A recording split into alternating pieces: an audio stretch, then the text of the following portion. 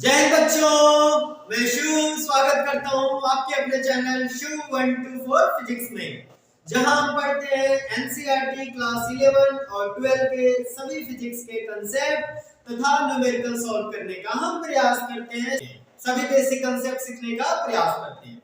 तो बच्चों, जो आज का हमारा टॉपिक है, जैसा कि आपने थंबनेल से ही देख लिया होगा, क्या है आज का हमारा टॉपिक? आज का हमारा टॉपिक है NCERT class 12 chapter number 1 electric charges and fields के अंतर्गत जो आज का हमारा टॉपिक है एक्सरसाइज सॉल्यूशन। जी हाँ बच्चों, आपने सही सुना। जो आज का हमारा टॉपिक है वो है एनसीईआरटी फिजिक्स का सॉल्यूशन।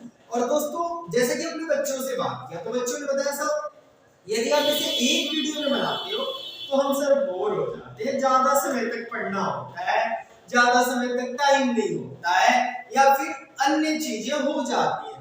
सर आप ऐसा करो कि इसको पार्टीशन में बना दो, डिवीजन में बना दो।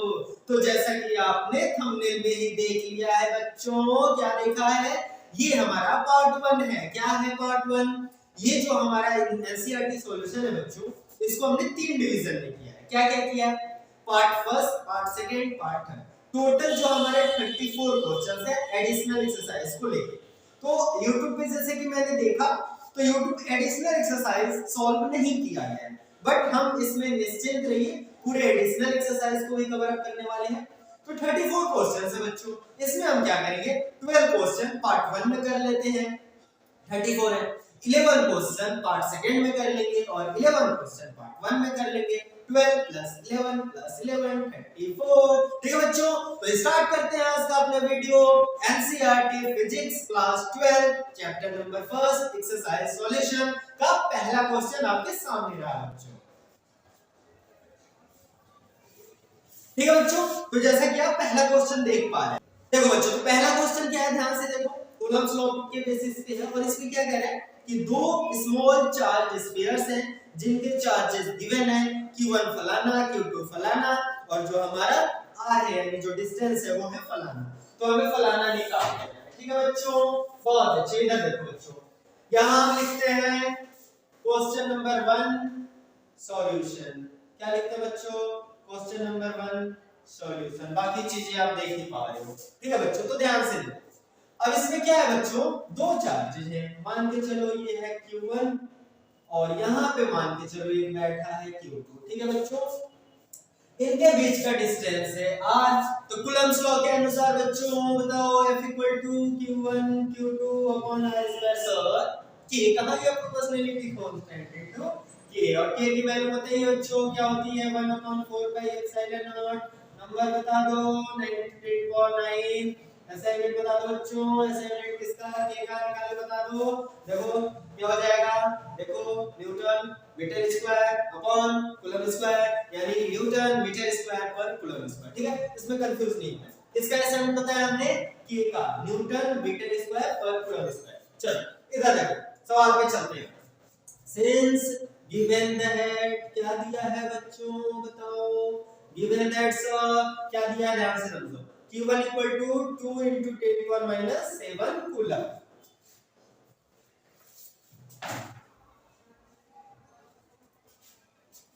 q2 equal to 3 into 10 power minus 7 coulomb.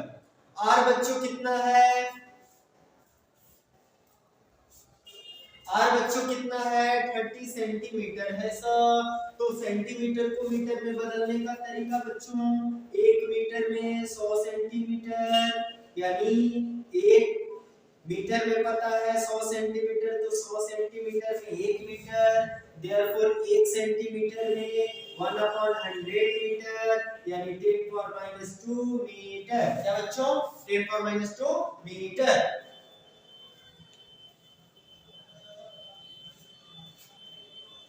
ठीक है बच्चों, तो ध्यान से देखो, इसको यदि हम बदलना चाहें किसमें, मीटर में, क्यों बदलने की आवश्यकता क्यों होगी? कि हम इस यहाँ जो कैलकुलेशन कर रहे हैं बच्चों, ऐसे यूनिट का कर रहे हैं बच्चों। ठीक है, तो 30 का 30 into 1/100, देखो 0 to 0, 3/10, 0.3 हो गया। क्या है बच्चों? ये मीटर। ऑलराइट, बहुत अच्छा। इधर अब हम निकालते हैं F इलेक्ट्रोस्टैटिक फोर्स। ये हमारे सामने रहा। K की वैल्यू क्या है बच्चों?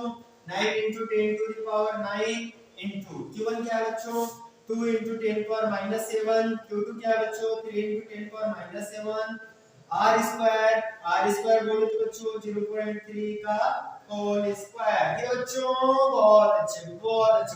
सीधा 9 को 9 रहने दो, 3 को 2 को मल्टीप्लाई करो 6, और बेसिक्स मैथमेटिक्स आपको आती है बच्चों, बहुत अच्छे बच्चे। नहीं आती सर तो बहुत अच्छे।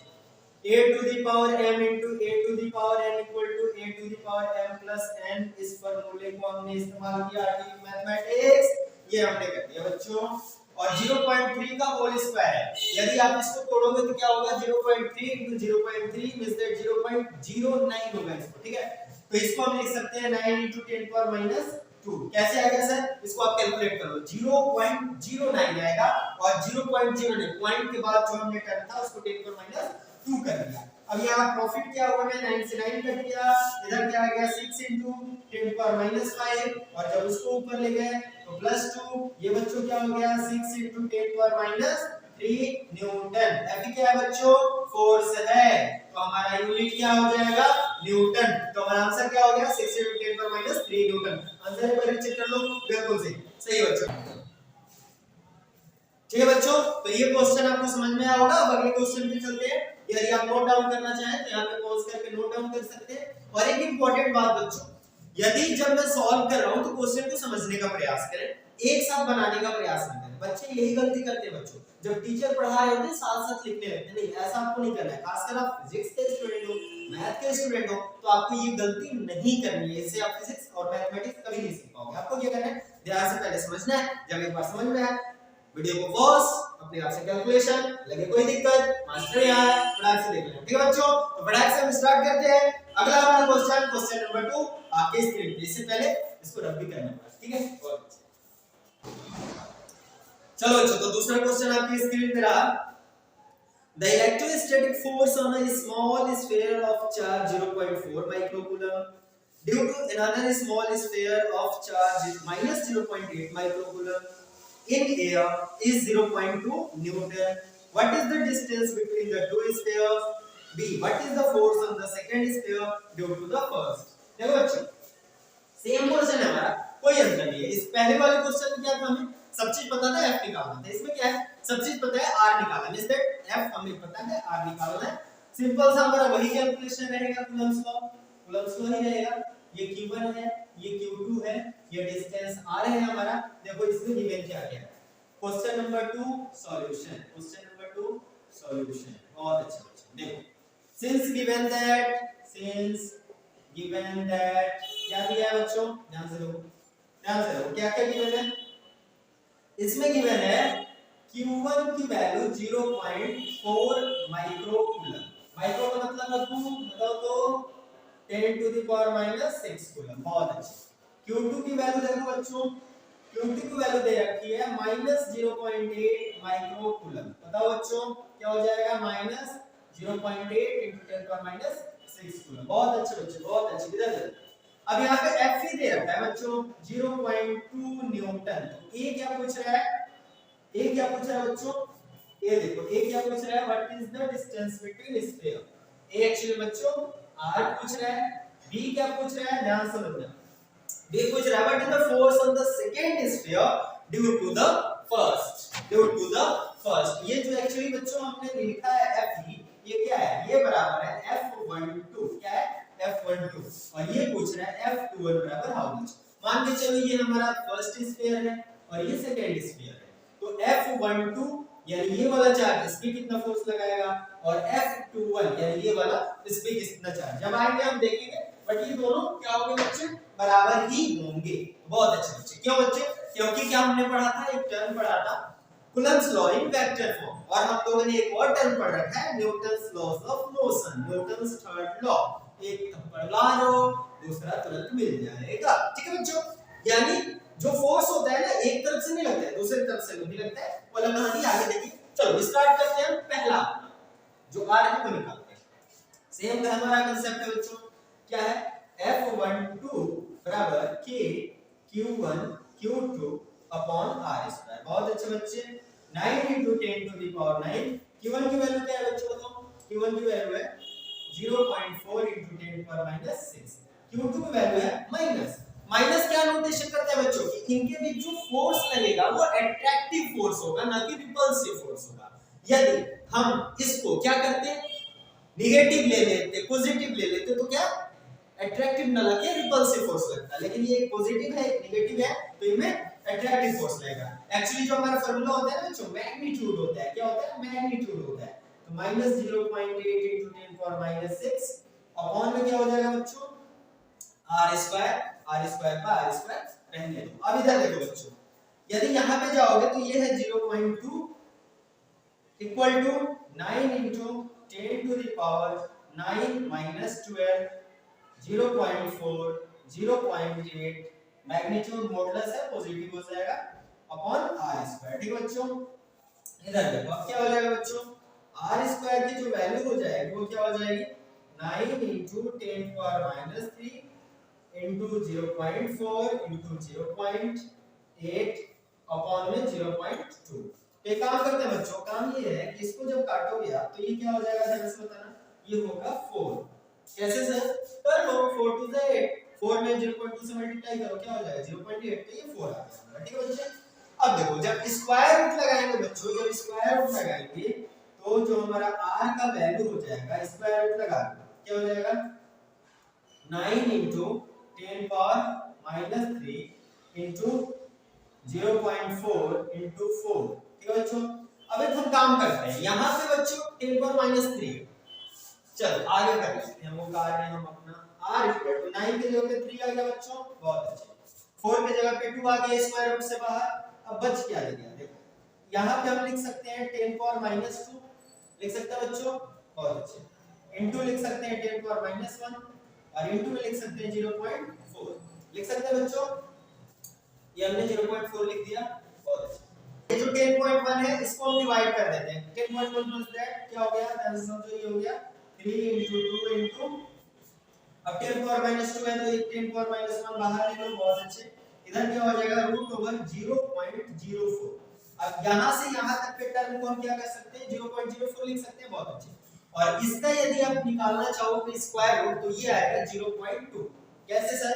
0.2 0.2 into 0.2 करो, क्या आ जाएगा 0.04 आ जाएगा। ठीक है, तो ये कहने का तात्पर्य ये है हमारा कि 6 into 10 power minus 1 into 0.2। अब ये क्या हो जाएगा बच्चों, 1.2 into 10 power minus 1। अब ये क्या हो जाएगा बच्चों, 0.12 मीटर कह लो या 12 सेंटीमीटर कह लो। This is your answer. ठीक है बच्चों, तो 12 सेंटीमीटर जो हमारा सेकंड क्वेश्चन का आंसर था ये रहा। ठीक है बच्चों, तो एक बार पॉज करके नोट डाउन कर लो बच्चों, बहुत अच्छा बच्चे। अब इसी का जो बी पार्ट है बच्चों, ये क्या कह रहा है, F21 कितना होगा, तो जितना फोर्स बच्चों ये वाला स्फीयर इस पे लगाएगा उतना ही फोर्स ये वाला स्फीयर इस पे लगाएगा। यानी सर बी का आंसर क्या होगा, 0.2 न्यूटन आंसर। ठीक है बच्चों, पहले का पार्ट का 12 सेंटीमीटर, सेकंड पार्ट का 0.2 न्यूटन। और फोर्स क्या होगा बच्चों, अट्रैक्टिव होगा या रिपल्सिव होगा, कैसा होगा, एक प्लस है एक माइनस है, यानी फोर्स अट्रैक्टिव होगा। क्या होगा बच्चों, अट्रैक्टिव होगा। एक बार नोट डाउन कर लेना, पहले नोट डाउन कर लिया। ठीक है बच्चों, तो ये रहा आपका दूसरा क्वेश्चन। अब चलते हैं तीसरे क्वेश्चन पे। चलो बच्चों, जो तीसरा क्वेश्चन है बच्चों ये बहुत ही इंपॉर्टेंट है और बहुत ही इंटरेस्टिंग भी है, साथ साथ कांसेप्चुअल भी है और साथ साथ ग्रेविटेशनल फोर्स का भी कांसेप्ट है इसमें। ध्यान से देखो क्या है बच्चों, ये रहा आपके स्क्रीन के ऊपर ये क्वेश्चन। देखो क्वेश्चन क्या है, check that the ratio ke² GME/MP is dimensionless. यानी हमें चेक करना है कि आज जो हमारा रेशियो है ये डायमेंशनलेस है। Look up a table of physical constants and determine the values of the ratio. What does the ratio signify? यानी रेशियो हमें क्या बतलाता है, इसके बारे में भी आपको बतलाना है। ठीक है बच्चों, देखो ke² GME/MP। So what we need to find here? We need to find here, since given that, what is given that? Given that the ke²/GME/MP बच्चों। अब एक बात बताओ बच्चों, इसमें है क्या के, ध्यान से समझना। ये है, बताओ क्या है, प्रोपोर्शनैलिटी कांस्टेंट है कूलम्ब्स लॉ का। ये क्या है, चार्ज ऑफ इलेक्ट्रॉन है। जी क्या है, ग्रेविटेशनल कांस्टेंट है। Me क्या है, मास ऑफ इलेक्ट्रॉन है, Mp क्या है, मास ऑफ प्रोटॉन। तो सबसे पहले हमें चेक करना है कि क्या ये डायमेंशनल है या नहीं है सर। ध्यान से देखो बच्चों, इधर देखो, आ जाओ फटाक से, के का हम डायमेंशनल फार्मूला निकालते हैं, अभी थोड़ी देर पहले निकाला था, कोई बात नहीं पता है ना, कोई बात नहीं। इधर देखो Fe क्या होता है बच्चों, Fe बराबर k q1 q2 upon r square. Alright sir, इधर से देखो Fe into r square upon q1 q2 बराबर k। देयरफॉर इसका असाइनमेंट क्या होगा बच्चों, ध्यान से देखो तो Fe बोले तो newton metre square coulomb square, यानी न्यूटन मीटर स्क्वायर पर कूलम स्क्वायर। बहुत अच्छे बच्चे, डायमेंशनल फार्मूला पहले यूनिट आ जाएगी, फिर हम डायमेंशन रख लेंगे, देख लेते हैं यूनिट आती क्या है बच्चों, ठीक है। अब एक बात बताओ, E क्या है बच्चों, E है हमारा चार्ज। क्या है बच्चों, चार्ज का एसेंट होता है कूलम। क्या होता है बच्चों, कूलम। देयरफॉर E स्क्वायर बराबर C स्क्वायर। बहुत अच्छे बच्चे। कैपिटल G बराबर हाउ मच, बहुत अच्छे। Fg हमें पता है बच्चों, क्या पता है, G m1 m2 upon r square, multiply करो, cross multiply, Fg r square upon m1 into m2 बराबर कैपिटल G, F बोले तो newton r square metre square m1 m2 kilogram square. इसका क्या हो गया, न्यूटन मीटर स्क्वायर पर coulomb square. बहुत अच्छे बच्चे। Me mp क्या है बच्चों, Me mass of electron, mp mass of proton. इसका एसेंट बोले तो क्या हो जाएगा बच्चों, किलोग्राम स्क्वायर। इसका रखो, ये की वैल्यू हमने क्या निकाली है, न्यूटन मीटर स्क्वायर पर कूलम स्क्वायर। बहुत अच्छे। ई स्क्वायर की वैल्यू क्या निकाली है, कूलम स्क्वायर। बहुत अच्छे बच्चे। अब देखो कैपिटल जी है, क्या निकाला हमने, Newton metre square per kilogram square into MEM की मास of electron and proton KG square. देखो बच्चों, न्यूटन से न्यूटन, मीटर स्क्वायर से मीटर स्क्वायर, कूलम स्क्वायर से कूलम स्क्वायर, किलोग्राम से स्क्वायर, यानी डायमेंशनलेस है। क्या है बच्चों, डायमेंशनलेस है। तो ये जो हमारा रेशियो है बच्चों क्या है, डायमेंशनलेस है। देखो फटाफट फटाफट फटाफट नोट डाउन करो बच्चों। किसी भी प्रकार की दिक्कत हो कमेंट करके बताना, हम दोबारा से इसको डिस्कस करेंगे। आपके सभी कमेंट का रिप्लाई दिया जाएगा, निश्चिंत रहें। किसी भी प्रकार की समस्या हो तो इसे नोट डाउन कर ले बच्चों। अगले क्वेश्चन पे चलते हैं बच्चों। अगला क्वेश्चन क्या है बच्चों, देखो अगला क्वेश्चन क्या है बच्चों, इसी का अगला क्वेश्चन था कि आप हमें ऐसा करें, physical constant and determine the value of this ratio. यानी इसका हमें रेशियो निकालना है बच्चों। क्या निकालना है, रेशियो रेशियो रेशियो निकालना है बच्चों, रेशियो निकालना है हमें, रेशियो। चलो नोट डाउन करिए बच्चों। बहुत अच्छे बहुत अच्छे बहुत अच्छे बहुत अच्छे बच्चे, वाह बहुत अच्छे बच्चे, बहुत अच्छे बच्चे, बहुत अच्छे बहुत अच्छे। चलो बच्चों, तो अब हमें इसका रेशियो का वैल्यू निकालना है, उस पे हम बात करते हैं बच्चों। चलो बहुत अच्छे बहुत अच्छे। वैल्यू बताओ बच्चों, क्या होता है वैल्यू, असाइनमेंट तो हमने निकाल लिया, डायमेंशन में साबित कर दिया हमने। चलो यदि हम k की बात करें बच्चे, जो हमारा k है इसका वैल्यू होता है 9 × 10⁹। डायमेंशन में सभी हमने साबित कर दिया, डायमेंशन में साबित कर दिया, मींस दैट इज उसका कुछ यूनिट नहीं है। अब बात करते हैं k की वैल्यू। E का वैल्यू क्या होता है, charge of electron -1.6 × 10⁻19 coulomb. G क्या है बच्चों, G है gravitational constant 6.67 × 10⁻11 newton metre square per kilogram square. बहुत अच्छे। मास ऑफ इलेक्ट्रॉन क्या है बच्चों, 9.11 × 10⁻31 kg। मास ऑफ प्रोटॉन क्या है बच्चों, 1.6674 × 10⁻27 kg। बहुत अच्छे। मास ऑफ प्रोटॉन 1.674 × 10⁻27 kg। बहुत अच्छे। अब एक बात बताओ, इसका वैल्यू कैलकुलेट करो कि 9 × 10⁻9 × 1.6 × 10⁻19 इंटू यहाँ पे भी माइनस, यहाँ पे भी माइनस, प्लस हो जाएगा 10⁻19। बहुत अच्छे बच्चे। नीचे क्या हो जाएगा हमारा 6.67 × 10⁻11 into 9 × 10⁻31 into 1.674 into 10⁻27। बहुत अच्छा। अब ये आगे क्या हो जाएगा, 9 × 1.6 into 1.6 into 10⁻9 - 38 अपॉन में हो जाएगा 6.67 into 9 into 1.674 into 10⁻⁹ -11 -31 -27 ये बराबर क्या हो जाएगा बच्चों 9 into 10 to the power 9 into 2.56 into 10 minus 29 divided by 6.67 into 9 into 1.674 into 10 to the power 9 minus लगा दो इधर 9 लगा दो 32516 माइनस 69 बहुत अच्छे बच्चे इधर देखो ये जब करोगे तो 9 into 2.56 into 10 power minus 29 plus 69 divided by 667 into 10 9 into 1.674 equal to 9 into 2.56 into 10 to the power 40 divided by 6.67 into 9 into 1.67 ठीक है बच्चों यदि इन सारे टर्म्स को आपने सॉल्व किया इनको सभी को सॉल्व किया आपने तो ये आ जाएगा 0.24 into 10 power 40 then after 2.4 into 10 power 39 this is your answer ठीक है बच्चों पॉज करके नोट डाउन कर लो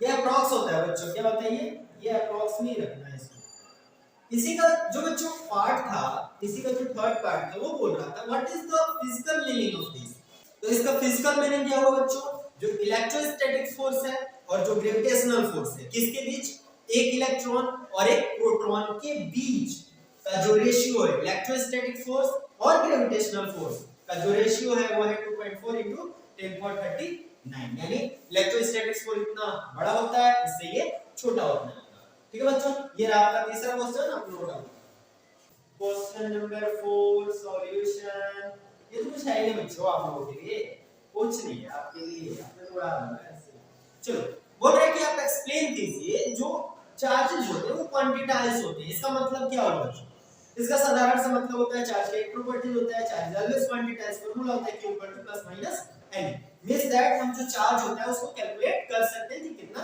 ट्रांसफर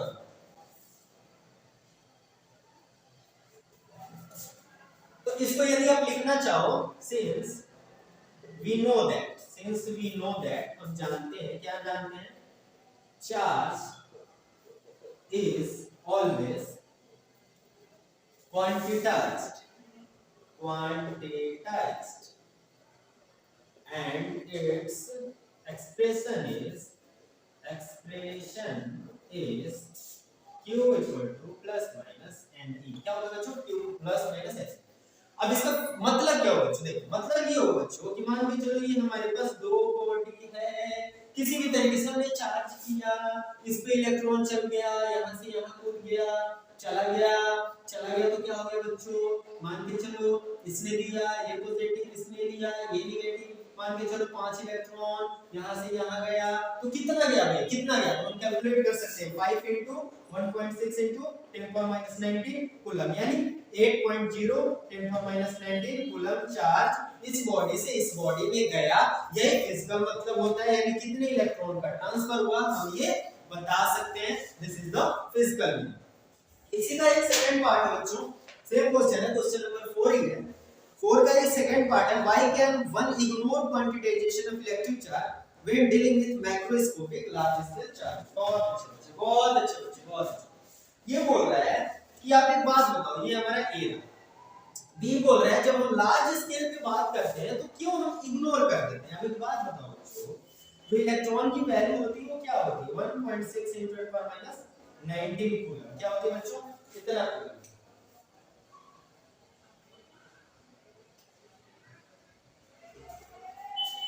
इतना होगा इसका मतलब क्या होगा इसका मतलब 1.6 × 10⁻⁹ इसका मतलब क्या होगा 19 टाइम्स 0 है हमारा 1 2 3 4 5 6 7 8 9 10 11 12 13 14 15 16 17 18 19 ये 19 टाइम्स 0 है अब 1 मीटर हमने 10 भागों में बांट दिया तो इतना मिल गया अब ये है 1 मीटर हमने 100 भागों में बांट दिया इतनी सा मिल गया 1 मीटर 1000 भागों में बांट दिया इतनी सा मिल गया 1 मीटर है 10000 भागों में बांट दिया इतनी सा मिल गया इतना है, 1 मीटर है, 1 लाख भागों और तीसरा मिल गया। अब एक बात बताओ ना बच्चों, 1.5 है, 1.6 है, इसको हमने 10.19 टाइम्स में हमने डिवीजन किया है। समझो 1000 नहीं, 10,000 नहीं, मिलियन नहीं, बिलियन नहीं, कितने भागों में बांटा है हमने, समझ गए बच्चों। तो ये क्या है, बहुत ही छोटी क्वांटिटी हो जाती है, इसीलिए जब हम लार्ज स्केल पे डिस्कस करते हैं तो हम इग्नोर कर देते हैं। तो इसको लैंग्वेज में कैसे लिखोगे, because it is very small quantity, very small quantity comparison to large scale। अब तुम्हारे पास खरबों मिलियन डॉलर्स है, खरबों मिलियन रुपीस है तुम्हारे पास, उसमें कोई मेरे पास 5 पैसा भी है, ऐड कर तो क्या फर्क पड़ेगा, कुछ फर्क पड़ेगा बच्चों, 4 पैसा है, 5 पैसा, कोई फर्क पड़ेगा नहीं पड़ेगा बच्चों। उसी प्रकार से ये लार्ज स्केल पे हम इसीलिए बच्चों क्या करते हैं, इग्नोर कर देते हैं। बहुत अच्छे बच्चे। चलो बच्चे, हमने 4 क्वेश्चंस लगा दिया, इन 1/3 हमने कर लिया, 1/2 हमारा पार्ट बचा हुआ है। सर मैथमेटिक्स पढ़ा दियो, अरे बच्चे बिना मैथ के कैसे फिजिक्स पढ़ सकते हो आप। अब एक बात बताओ, यदि हमारा मैथमेटिक्स राजा है तो फिजिक्स क्या है, रानी है, समझो बच्चों। तो जो राजा होता है रानी के बिना कैसे रह सकता है। चलो इधर बहुत बोलते हैं। चलो इधर पांचवा क्वेश्चन क्या बच्चों, when a glass rod is rubbed with a silk cloth charges appear on both, a similar phenomena is observed with many other pairs of bodies, explain how this observation is consistent with the law of conservation of charge। तो साधारण शब्दों में बच्चों यदि बात किया जाए कि सर इसका होता क्या है, मतलब बताओ, तो साधारण शब्दों में मतलब यही होता है बच्चों। क्या मतलब होता है बच्चों, देखो सबसे पहले बच्चों हम थोड़ा सा एक्सपेरिमेंट कर ही लेते हैं, थोड़ा देख ही रहो, बाल हमारे में है नहीं, लेकिन तुम लोग बच्चों के लिए जो बच्चा है उसको भी नहीं छोड़ा जाएगा। अब ये रहा, ये दिख रहा है बच्चों। चलो करते हैं, देखते बोल रहे हैं कि जब पुल को रगड़ा जाता है तो फेनोमेना कुछ होता है। आप साबित कीजिए कि कैसे चार्ज कंजर्व होता है। चार्ज ऑलवेज, हमने क्या बोला था, charge is always follow the law of conservation of charge, पढ़ा था ना सर, पढ़ा था ना। अब देखो ये हमने पेन रगड़ा इसमें और ये हमारे पास क्या बच्चों, ये हमारे पास कागज का टुकड़ा है। हमने क्या करना है, ये दिखाना है कि क्या ये कागज का टुकड़ा उठा सकता है। हाँ बिल्कुल उठा सकता है सर।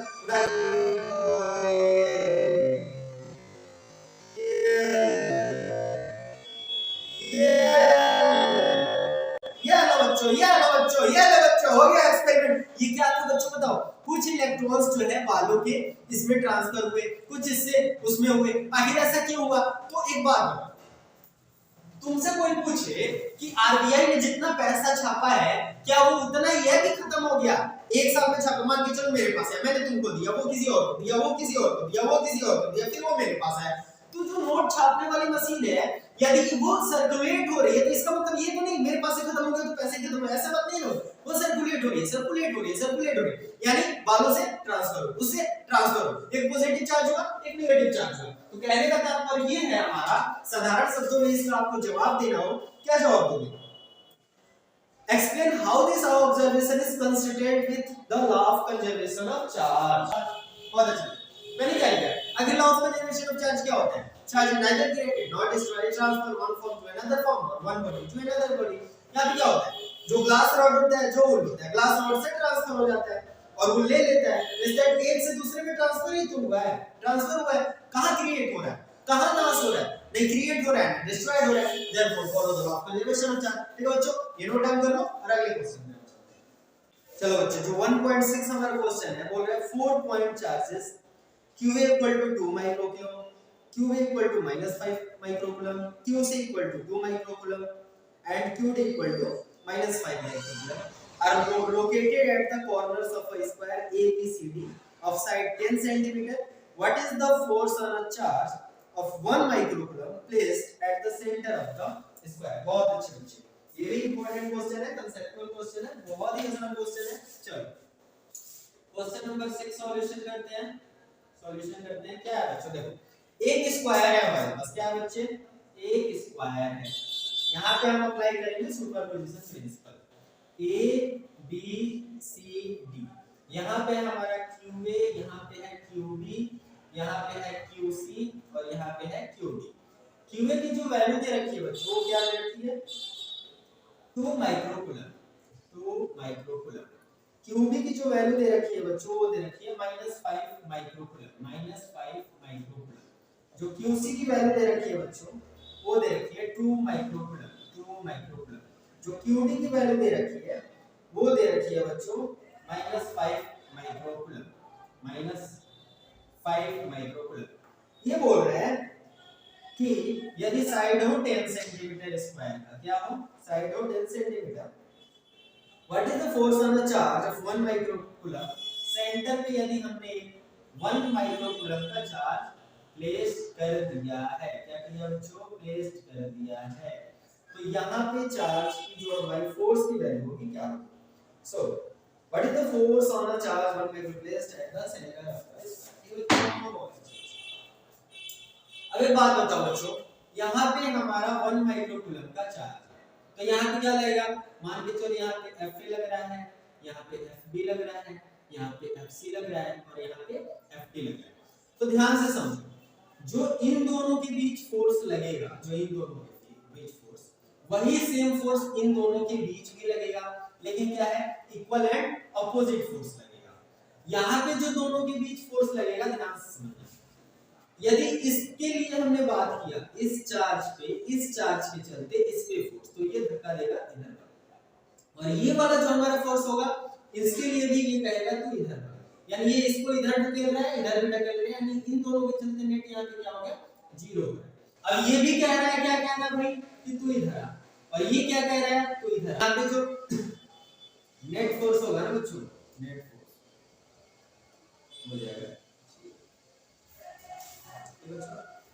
तो सर कैसे नेट फोर्स 0 हो रहा है, ये इक्वल एंड अपोजिट हो जा रहा है, ये इक्वल एंड अपोजिट हो रहा है, तो दोनों एक दूसरे को कैंसिल हो। कैसे सर, अब एक रस्सी ले लो, इधर से मैं उतने ही बराबर फोर्स से खींच रहा हूं जिधर, जैसे कि तू उस साइड पकड़ के बराबर खींच रहा है, तो रस्सी नहीं इधर जाएगी ना उधर जाएगी, रस्सी क्या है, जो करती है, यानी कुछ हुआ ही नहीं, जैसे का तैसे का। ठीक है बच्चों, तो जो नेट फोर्स होगा, ये कांसेप्चुअल क्वेश्चन है, क्या हो जाएगा, 0। देयरफॉर नेट फोर्स क्या हो जाएगा बच्चों, नेट फोर्स बराबर 0। चलो बच्चों, 7वां question, an electrostatic field line is a continuous curve, that is a field line cannot have sudden breaks. why not? साधारण शब्दों में 1.7 का जो हमारा पहला क्वेश्चन बोल रहा है कि जो इलेक्ट्रिक फील्ड लाइंस होती है वो कंटीन्यूअस कर्व होती है, ठीक है। इसका मतलब क्या है, वो टूटती नहीं है। आखिर क्यों, इसका कारण क्या है, तो जो बच्चों इलेक्ट्रॉन होता है ना, वो कंटिन्यूअसली मूव करता है, यहां से यहां कूद के नहीं चल जाता है, जंप करके नहीं चल जाता है, तो इसका आप आंसर लिखोगे because electrons continuously move, not jump one form to another form या one body to another body। ठीक है, ये हमारा आंसर हो गया, बहुत ही आसान हमारी थ्योरेटिकल बात है। दूसरा, explain why not field lines never cross each other at any point। इसका साधारण शब्दों में जवाब है बच्चों, बिकॉज यदि दो इलेक्ट्रिक फील्ड लाइंस एक दूसरे को क्रॉस करती है, मान के चलो हम क्या मानते हैं, मान के चलो ये इलेक्ट्रिक फील्ड लाइंस, यदि जैसे इन्होंने बोला कि क्रॉस कर दिया, यदि यहाँ पे क्रॉस कर दिया, तो एक बात बताओ, इस पॉइंट पे यदि हम बात करें, इस टाइम पे, तो इलेक्ट्रिक चार्ज का क्या डायरेक्शन होगा, एक ये भी डायरेक्शन, ये भी डायरेक्शन, जो कि पॉसिबल नहीं है। तो because two electric field lines are never crossing each other because at intersecting point more than two direction possible, which is never possible in practical। तो ये रहा हमारा क्वेश्चन, ये भी हमने सॉल्व कर लिया बच्चों। ठीक है बच्चों, अब 8वें क्वेश्चन पे हम चलते हैं। जैसे कि आपके स्क्रीन पे रहा क्वेश्चन क्या बच्चों, 2 point charges QA 3 microcoulomb, QB -3 microcoulomb are located 20 cm apart in vacuum। तो ए पूछ रहा है what is the electric field at the midpoint O of the line joining AB the two charges. Means that ए जो हमारा पूछ रहा है, इसने पूछा है इस मिड पॉइंट पे, क्या बच्चों, मिड पॉइंट पे हमारा E क्या होगा, इलेक्ट्रिक फील्ड इंटेंसिटी। तो इलेक्ट्रिक फील्ड इंटेंसिटी क्या होता है बच्चों, due two point charge 1/4 pi epsilon q by r square. e की जो वैल्यू होती है ड्यू टू पॉइंट चार्ज ये होती है कि q by r स्क्वायर, ये हमारा होता है बच्चों, ठीक है, ड्यू टू पॉइंट चार्ज। तो यदि हम बात करें कि इस पॉइंट पे इस चार्ज के लिए कितना फोर्स लगेगा, तो जो हमारा क्या हो जाएगा बच्चों, जो चार्ज हो जाएगा इस पॉइंट पे, और क्या हो जाएगा, जो दोनों के बीच डिस्टेंस हो जाएगा, तो ये हो जाएगा 0.1 मीटर और ये हो जाएगा 0.1 मीटर, क्योंकि 20 सेंटीमीटर, ठीक है बच्चों। और टोटल चार्ज हमारा क्या हो जाएगा बच्चों, टोटल चार्ज जो हमारा हो जाएगा वो तो अलग मैटर है, बट यहाँ पे यदि हम बात करें टोटल इलेक्ट्रिक फील्ड इंटेंसिटी इस पॉइंट पे क्या होगा, इसका कितना होगा, इसका कितना होगा, यानी EA plus EB due to superposition principle. बहुत अच्छा बच्चों, इधर QA 3 माइक्रोकूलम है और QB है हमारा -3 माइक्रोकूलम। ये है बच्चों, ध्यान से देखना, ये है बच्चों, हां यही है बच्चों, बहुत अच्छा, बहुत ठीक। तो हम क्वेश्चन पे अपने चलते हैं, क्वेश्चन पे अपने चलते हैं। देखो due two point charge E की यदि हम बात करें तो K Q by R square 3 into 10 power -6 upon 0.1 into 0.1, ठीक है, बहुत अच्छे। इसको हम क्या लिख सकते हैं, 9 into 10 to the power 9 बच्चों into 3 into 10 power -6 अपॉन में लिख सकते हैं 1 into 10 to the power -2। अब ये देखो ये हमारा क्या हो जाएगा बच्चों, 9 into 3 into 10 to the power 3, ठीक है बच्चों, प्लस हो जाएगा 2, यानी ये हो जाएगा 27 into 9 to the power 5, ये हो जाएगा बच्चों 2.7 into 10 power 6 न्यूटन पर कूलम। अब एक बात बताओ बच्चों, जो दूसरा वाला चार्ज है उसका मैग्नीट्यूड हम बात करें तो सेम है, तो देयरफॉर EB भी हमारा क्या हो जाएगा बच्चों, ये भी हो जाएगा 2.7 into 10 power 6 न्यूटन पर कूलम। देयरफॉर टोटल इंटेंसिटी क्या हो जाएगा बच्चों, E प्लस EB, यानी देखो ध्यान से, तो ये हो जाएगा 5.4। अब ये क्या है, 2.5 केजी 2.5 केजी आलू 2.5 केजी आलू 5 केजी आलू 2.7 केजी आलू 2.7 केजी आलू 5.4 केजी आलू, यानी 5.4 into 10 power 6 न्यूटन पर कूलम, ये हमारा आंसर हो जाएगा जिसका टोटल इंटेंसिटी। जो बी पार्ट है बच्चों, बहुत ही साधारण शब्दों में electric field intensity due two point charge हमारा क्या होता है, E बराबर F by Q होता है। यहां से F निकालोगे तो क्या हो जाएगा बच्चों, F बराबर हो जाएगा E into Q, यानी इलेक्ट्रिक फील्ड इंटेंसिटी कितना है और चार्ज कितना है। Q की वैल्यू जो दे रखी है, ये दे रखी है 1.5 into 10 power -9 कूलम, तो देयरफॉर F क्या हो जाएगा बच्चों, ध्यान से बताओ F क्या हो जाएगा, E की वैल्यू हमें कितना है, देखो 5.4 into 10 power 6 into हमारा 1.5 into 10 power -9, इसको मल्टीप्लाई करो, इसको मल्टीप्लाई करोगे तो क्या हो जाएगा 8.10 into 10 power -3 न्यूटन आंसर, ठीक है बच्चों। तो ये रहा हमारा, पॉज करके नोट डाउन कर लो, ये हमारा रहा आंसर क्वेश्चन नंबर 8 का। फर्स्ट पार्ट का ये आंसर है, सेकंड पार्ट का ये आंसर है, ठीक है दोस्तों। चलते हैं अपने अगले क्वेश्चन पे। 9 का ध्यान से देखो, क्वेश्चन नंबर 9 सॉल्यूशन। देखो क्या-क्या गिवन है बच्चों, देखो क्या-क्या गिवन है बच्चों, बहुत अच्छे। देखो गिवन क्या-क्या है यहाँ पे, a system has two charges, QA की वैल्यू दे रखी है, कितना दे रखी है बताओ, QA की वैल्यू दे रखी है 2.5 into 10 power -7 कूलम, QB की दे रखी है सेम चार्जेस है -2.5 into 10 power -7 कूलम, और क्या दे रखा है बच्चे, पॉइंट दे रखा है, पॉइंट दे रखा है। पॉइंट क्या है बच्चे, पॉइंट से हमारा A जो है पॉइंट वो है 0 0 -15 0 0 -15 3D की बात हो रही है बच्चों, एंड B क्या है हमारा भाई, B है 0 0 +15 0 0 +15, बहुत अच्छे। निकालना क्या बच्चों, हमें निकालना है टोटल चार्ज, A निकालना है हमें Q टोटल बराबर हाउ मच, B क्या निकालना है बच्चों, B निकालना है डाइपोल मोमेंट, B बराबर हाउ मच। चलो क्वेश्चन पे हम चलते हैं बच्चों, बहुत ही आसान क्वेश्चन है, बहुत ही आसान क्वेश्चन है।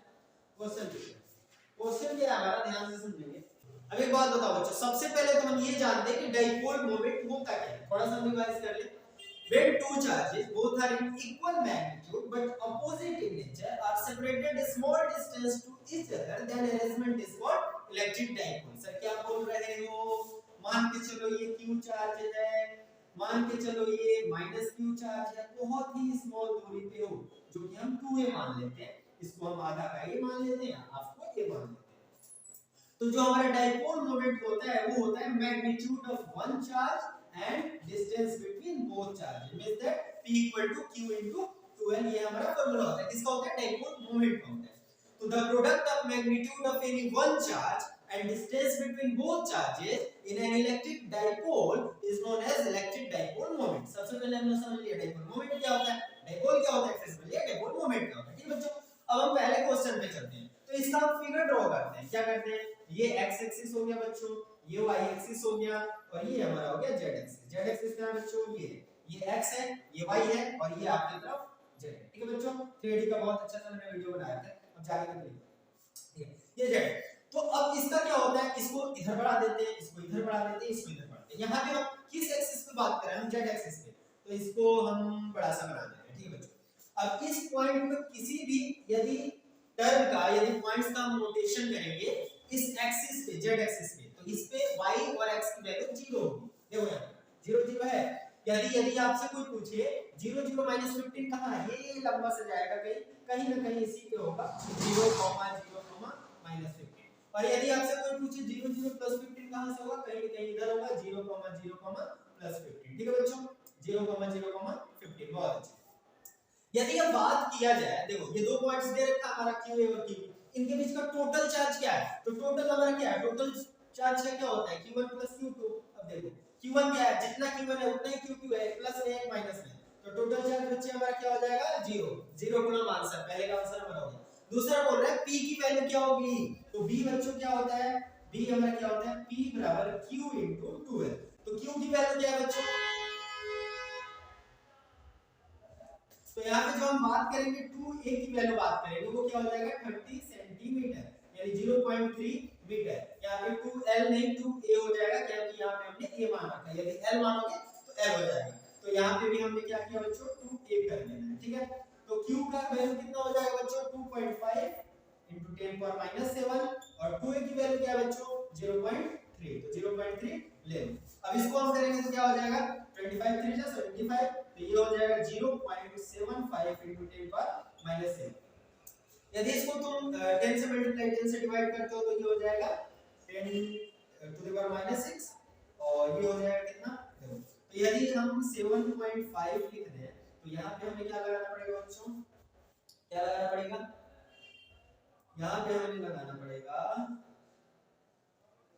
10 to the power minus 6, हो जाएगा ये coulomb into metre along z axis, along z axis। ठीक है बच्चों, ये आपका आंसर है। नोट डाउन कर लो बच्चों, नोट डाउन कर लो। बस 3 क्वेश्चंस और है इस पार्ट के लिए, निश्चिंत रहिए। तो क्वेश्चन पे चलते बच्चों।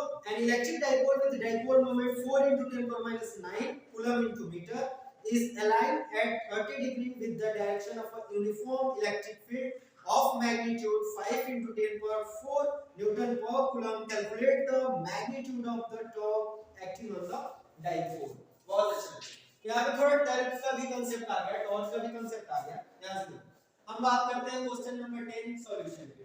क्वेश्चन नंबर 10 सॉल्यूशन, गिवन क्या दिया बच्चों, ध्यान से p की हमारे पास वैल्यू दे रखी है, p की वैल्यू है हमारी 4 into 10 power minus 9 coulomb, 4 into 10 power minus 9 coulomb. बहुत अच्छा, और वैल्यू क्या दे रखी है, थीटा दे रखी है बच्चों 30 डिग्री। बहुत अच्छे, आगे दे रखा है यूनिफॉर्म इलेक्ट्रिक फील्ड है, यानी हमें E की भी वैल्यू दे रखी है, जो वैल्यू है हमारी क्या बच्चों, जो हमारी वैल्यू है 5 into 10 power 4, 5 into 10 power 4 Newton पर कूलम। बहुत अच्छे, निकालना क्या बच्चों, टॉर्क निकालना है, डाइपोल के चलते कितना टॉर्क लग रहा है, टाउ वैल्यू निकालनी है, टाउ निकालना है बच्चों, निकालना। ध्यान समझो, इसका यदि तुम फिगर ड्रॉ करो तो कुछ इस टाइप का होगा। मान के चलो ये तुम्हारा टॉर्क हो गया, ठीक है, ये इलेक्ट्रिक फील्ड है, इलेक्ट्रिक फील्ड है, इलेक्ट्रिक फील्ड है। यहाँ पे मान के चलो तुम्हारा एंगल क्या है 30 डिग्री।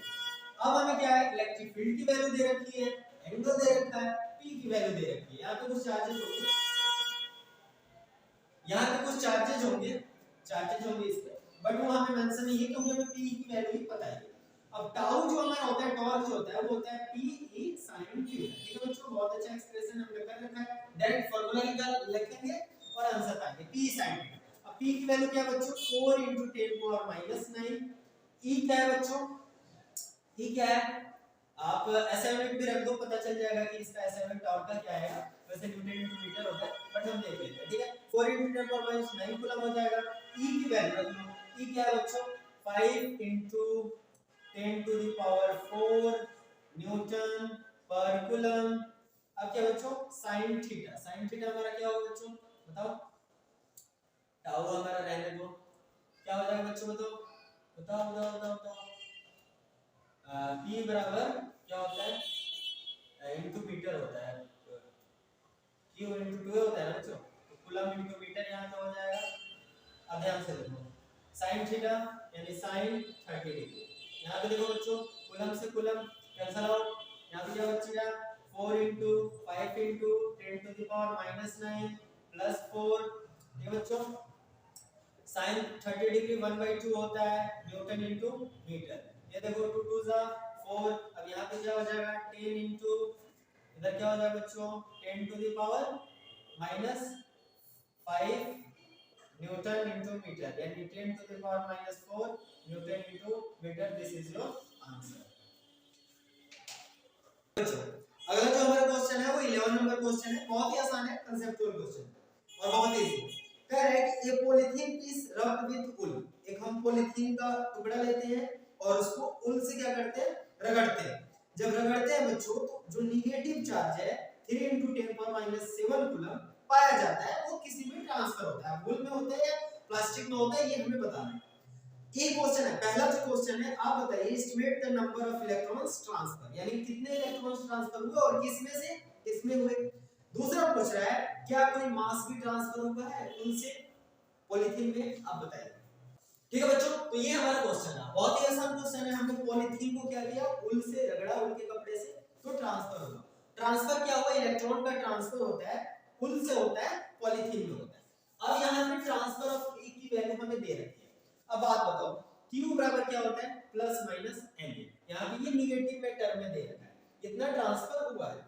अब एक बात बताओ, N की वैल्यू दे रखा है और E की वैल्यू पता ही है हमें, 1.6 × 10⁻⁹ कूलम, माइनस भी होता है, नोटेशन है इसका। तो Q की वैल्यू दे रखी है, यदि N की वैल्यू आप निकालना चाहो तो क्या हो जाएगा, Q/E बराबर N। तो Q की वैल्यू रख दो 3 × 10⁻⁷ अपॉन माइनस लगा दो, अच्छा है तो E की वैल्यू लगा दो -1.6 × 10⁻⁷।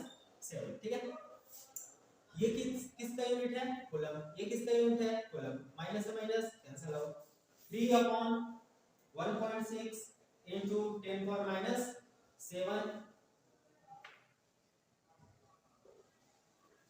-7। ठीक बच्चों, ये जाएगा ऊपर प्लस 19, यानी ये कितना हो जाएगा 3/1.6 × 10 पावर कितना हो जाएगा बच्चों 12। ये लगभग कितना आ जाएगा बच्चों, ये 2.9 आएगा, आप चाहो तो कह सकते हो। ठीक है, 3 के राउंडिंग ऑफ करने पे 3 × 10⁻12 कितना हो जाएगा इलेक्ट्रॉन्स।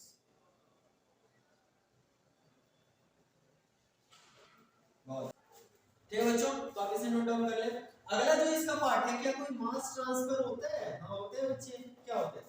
यदि हम बात करें मास होगा कितना, जो मास ऑफ इलेक्ट्रॉन होता है और जितना चार्ज ट्रांसफर हुआ है, जितना नंबर ऑफ इलेक्ट्रॉन्स ट्रांसफर हुआ है, तो नंबर ऑफ इलेक्ट्रॉन्स अभी हमने निकाला है और मास ऑफ इलेक्ट्रॉन क्या होता है 9 × 9.11 × 10⁻31 kg। ठीक है, इनटू में कितना इलेक्ट्रॉन्स है 3 × 10⁻2 है। इसको सॉल्व करोगे तो बच्चों क्या होगा 9.11 × 3 और इनटू में हो जाएगा 10⁻31 प्लस 12, ये क्या हो जाएगा 9.11 × 3 इनटू में हो जाएगा 10 टू द पावर, हटा लो इसमें से 31 से 12 कितना हो जाएगा, ये 9 हो जाएगा।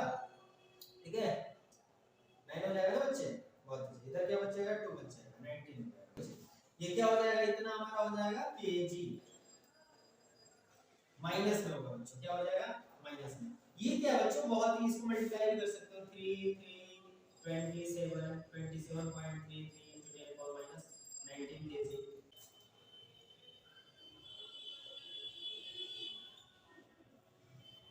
तो जो जो आपका बी पार्ट है बच्चों, क्या किया, मास ट्रांसफर होगा, हाँ यस, इसका आंसर क्या होगा, यस, बट क्या होगा, नेग्लिजिबल होगा, क्या होगा, नेग्लिजिबल। अभी हम लोगों ने क्वेश्चन बनाया था बच्चों ना 10 पर -18 केजी, मिस्टर समझ रहे हो ना, 1 केजी को 100 भागों में, 1000 भागों में, 10000 भागों में नहीं बांटना है, 10 पर 18 डिविजन्स करना है। तो यस, मास ट्रांसफर होगा, बट क्या होगा बच्चों, बहुत ही नेग्लिजिबल होगा। उतार लो लास्ट क्वेश्चन, आज का जो हमारा बच्चों लास्ट क्वेश्चन बचा है, जो कि है क्वेश्चन नंबर 12। बहुत अच्छा, चलो बच्चों अपने अंतिम क्वेश्चन की तरफ चलते हैं। बोल रहा है two insulated charge copper spheres A and B have their centers separated by a distance of 50 cm। यानी दो कॉपर के स्फीयर हैं जो जिनके सेंटर जो है बच्चों 50 सेंटीमीटर की दूरी पे है। What is the mutual force of electrostatic repulsion if the charge on each is 6.5 into 10 power minus 7 coulomb? Radius A and B are negligible compared to the distance of separation। बहुत अच्छा, यहाँ पे क्या है बच्चों, क्वेश्चन नंबर है हमारा 12 solution. बहुत अच्छे, यहाँ पे जो QA है उतना ही हमारा QB है, और जो इसका वैल्यू है बच्चों वो है हमारा 6.5 into 10 power minus 7 कूलम। बहुत अच्छे, अब क्या बोल रहा है, जो R की वैल्यू है बच्चों, R की जो हमारी वैल्यू है वो 50 सेंटीमीटर यानी 0.5 मीटर। ए हमारा क्या पूछ रहा है बच्चों, ए हमारा पूछ रहा है फोर्स, पूछ रहा है इनके बीच का फोर्स बता दो, F बराबर फोर्स, ठीक है। जो हमारा बी है वो बोल रहा है, क्या बोल रहा है बच्चों, what is the force of repulsion if each sphere is charge double. जो हमारा QA और QB है वो डबल हो जाए, 2 into 6.5 into 10 to minus 7 coulomb हो जाए, और distance between them is half. यदि r की बात करें तो क्या हो जाए, r2, तब हमें निकालना है Fe बराबर हाउ मच, ठीक। तो पहले हम a बनाते हैं, ठीक है। a इसका पार्ट क्या है, ध्यान समझो, QA QB दे रखा है, r दे रखा है, Fe निकाल दो अभी क्या, Fe क्या हो जाएगा, k q1 q2 upon r square. k की वैल्यू पता ही है 9 into 10 power 9, और q1 q2 सेम है, यानी 6.5 into 6.5 into 10 power minus 14 divided by क्या बच्चों, 0.5 0.5, यानी 0.5 into 0.5। बहुत अच्छे, अब यहाँ पे कटने वाला है बच्चों, 5 से ये कट जाएगा ना, कट जाएगा सर, 13 बार में कट जाएगा, कट जाएगा सर, 13 बार में कट जाएगा, मल्टीप्लाई करके चेक कर लो, ठीक है बच्चों। तब यहाँ पे क्या हो जाएगा बच्चों, 9, यहाँ पे 9 into 169 into 10 to the power minus 5, और क्या होगा बच्चों, न्यूटन होगा, न्यूटन होगा, ठीक है बच्चों। तो ये एक्चुअली में क्या हो जाएगा, 9 9 जा 81 का 1 कैरी 8, 6 9 जा 54 एंड 8 62 का 2 कैरी 6, 9 1 जा 9 और 6 15 15 21 into 10 power minus 5 न्यूटन। यदि हम पॉइंट में इसको करना चाहे बच्चों तो क्या हो जाएगा, 1.5 into 1 2 3 यानी 10 power minus 2 Newton. This is your answer. बहुत अब क्या बोल रहे हैं बच्चों, ये ए पार्ट रहा हमारा प्रोटॉन, ठीक है बच्चों। तो इसका बी पार्ट देखते हैं। बी पार्ट क्या है बच्चों, ध्यान से देखना, जो QA QB है वो डबल हो जा रहा है, डबल हो जा रहा है बच्चों, ठीक है। तो डबल हो जा रहा है तो इसकी वैल्यू कितना हो जाएगा, 0, ठीक है, और ये 3 और ये 13, ठीक है, into 10 power minus 7 कूलम। यानी हम लिख सकते हैं इसको 1.3 into 10 power minus 6 coulomb. R की जो वैल्यू है बच्चों क्या हो जाएगी, 0.25, 50 का आधा, ठीक है, ये हो जाएगा हमारा, ठीक है। 50 सेंटीमीटर का मीटर मतलब 5 मीटर, तो 0.5 इसको डिवाइड करोगे 2 से क्या हो जाएगा, देखो 0.25 ये हो जाएगा 0.25 मीटर। बहुत अच्छा, अब निकालो तब फोर्स क्या होगा बच्चों, देखो Fe हमारा तब क्या हो जाएगा, 9 into 10 to the power 9 क्या हो गया, Q1 की वैल्यू क्या हो जाएगी, 1.3 into 10 power minus 6, Q2 की 1.3 into 10 power minus 6, ठीक है, अपॉन में 0.25 into 0.25। बहुत अच्छा, इसको डायरेक्ट हम डिडक्ट करेंगे तो कितना हो जाएगा बच्चों, यहां से देखो ये हो जाएगा 9 into 10 power 9 minus 12 into 1.3 into 1.3 upon में हमारा हो जाएगा 0.25 into 0.25 0.25।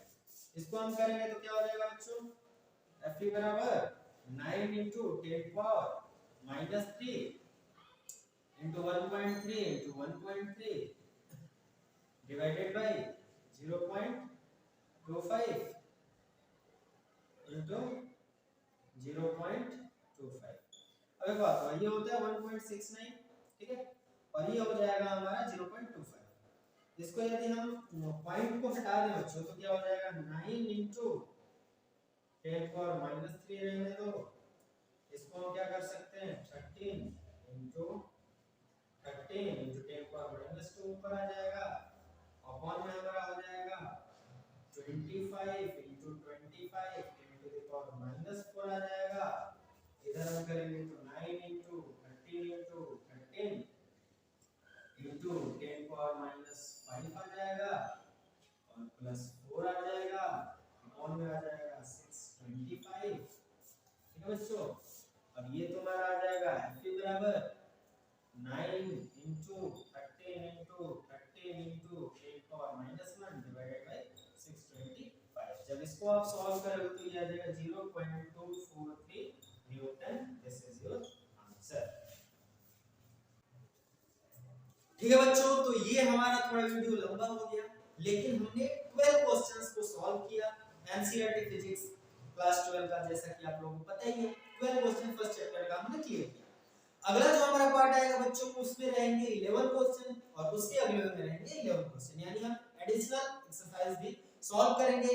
ये वीडियो यदि आपको अच्छा लगा हो, लगता है कि अपने बोर्ड एग्जाम्स में, जे एग्जाम्स में, नीट एग्जाम्स में बेहतर कर सकते हैं, कांसेप्ट क्लियर हुए हैं, न्यूमेरिकल्स आपने समझा है, तो आप हमें निश्चित रूप से कमेंट करें और इस चैनल को लाइक करें, सब्सक्राइब करें और अपने सर्कल में, फ्रेंड सर्कल में दोस्तों के साथ शेयर करें, ताकि और भी ज्यादा से ज्यादा बच्चे इस वीडियो के माध्यम से चैनल को सब्सक्राइब कर पाएं और अपने एग्जाम्स में बेहतर कर पाएं, फिजिक्स के नॉलेज को गेन कर पाएं और अपने कांसेप्ट को क्लियर कर पाएं। ठीक है बच्चों, तो मिलते हैं इसी के नेक्स्ट पार्ट में, किसी अगले लेक्चर पे बात करेंगे, किसी नेक्स्ट वीडियो में बात करेंगे। अपना ख्याल रखिएगा दोस्तों, जय हिंद।